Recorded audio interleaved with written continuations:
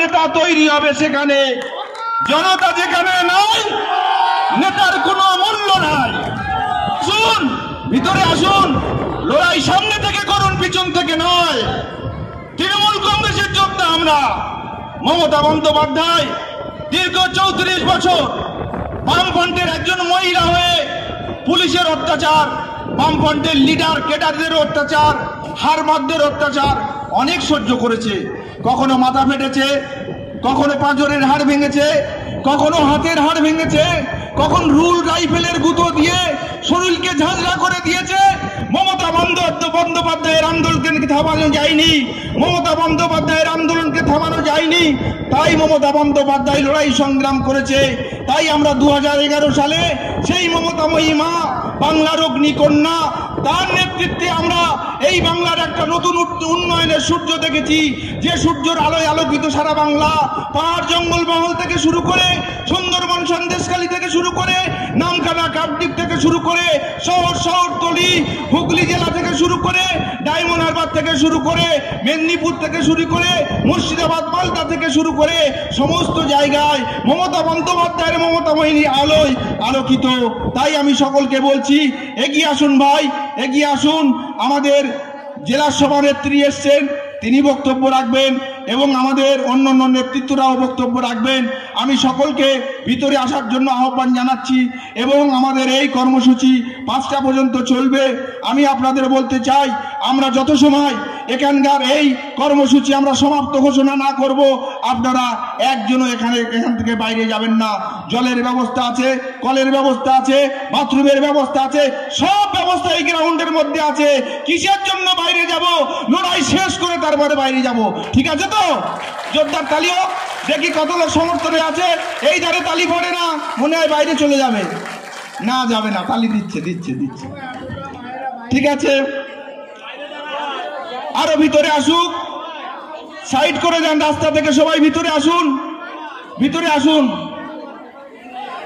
ভিতরে আসুন। ভাই বিজয় মান্না, আরো একটা পলিথিন দিয়ে দেন, আরো 2টো পলিথিন দিয়ে দেন। আমার মায়েরা দাঁড়িয়ে আছে, পলিথিনের ব্যবস্থা করো। মেম্বারের বাড়িতে দেখো কালো পলিথিন আছে কি, দিয়ে দাও, দিয়ে দাও। দিদি যখন আমাদের আছে, অসুবিধা কি? ফোন করবো, এক কল, নদী পার হয়ে চলে আসবে বান্ডিল বান্ডিল মাল। ব্যাস, চলুন চালিয়ে যান। বন্দে মাতরম, জয় বাংলা। এবারে আমি আজকের এই সভা মঞ্চে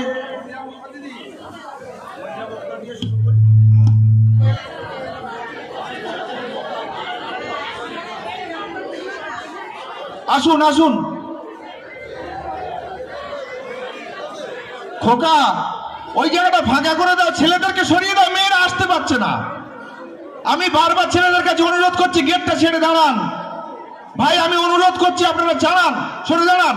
আপনাদের জন্য মায়েরা ভিতরে আসতে পারছে না, আপনারা গেটটা আটকে দাঁড়িয়ে আছেন। আরে আপনারা তো সহযোগিতা করবেন, আপনারা তো আমার ভাই, আপনারা তো আমাদের বন্ধু, আপনারা তো আমাদের যোদ্ধা। আপনাদের জোরেই তো জোর, একতাই হচ্ছে বল।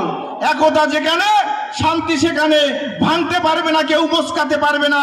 যেখানে একতা আছে সেখানে শক্তি আছে, তার শক্তি আলাদা।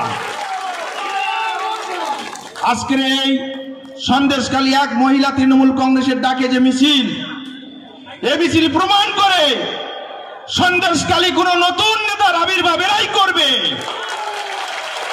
কোন পদাধিকারী নয়। যার যত কলমের জোর থাকতে থাক, ওটা সীমিত একটা সময়ের জন্য। সময় আসবে যত জনার্দন তাদের মনের মানুষকে তাদের মনের চেয়ারে বসাবে।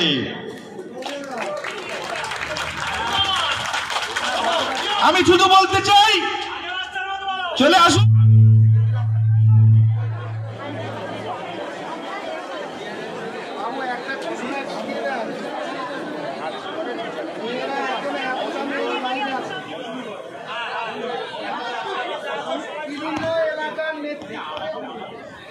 এবারে আপনাদের সামনে বক্তব্য রাখছেন হাটগাছি মহিলা তৃণমূল কংগ্রেসের সভানেত্রী, আমার ছোট বোন মৌসুমী মণ্ডল। আমি তার আর্জিকর প্রসঙ্গে দোষীদের দৃষ্টান্তমূলক শাস্তির দাবিতে তার আমি মূল্যবান বক্তব্য আমরা সকলে শুনতে চাই।